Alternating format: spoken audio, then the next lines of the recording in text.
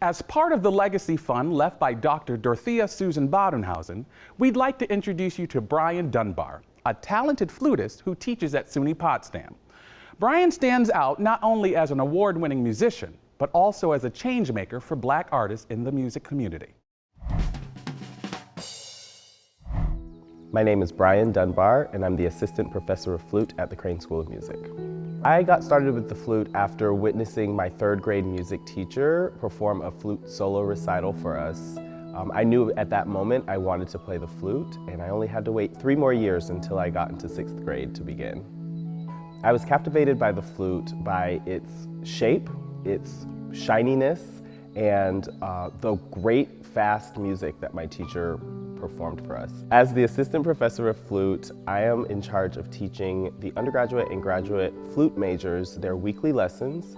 I also lead our weekly studio class, and I am the director for the Crane Flute Ensemble.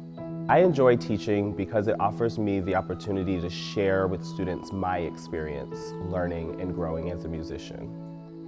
Class, if we're getting the octave higher, what is that telling us? The advice that I would give to a student looking to begin a career in music is to think outside of the box. Traditionally, we've thought of music as either a performance field where you can start playing in an orchestra or be a teacher in the education field, but there are so many other options out there, such as nonprofits, music business, flute repair or instrument repair, and so just know that there's many more options out there for you, and it's not just cut and paste.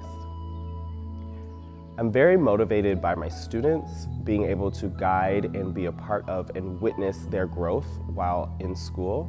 I'm also extremely motivated by the opportunity to create new works for flute and uncover works that have been performed less often than our traditional repertoire. I really enjoy performing all types of music. Often I get asked the question, what is your favorite composer? Who is your favorite composer? For me, it's whatever music I'm playing at the moment. That is my favorite. I feel that I have no experience as a composer, and so my job is to make connections with composers and have works written for myself or discover new works, performing their new works. I really admire the creative process that composers go through, and also I feel that it's my job to bring those composers' voices to life through the flute. My latest project includes a consortium commission of a flute concerto for flute and orchestra by the composer Carlos Simon.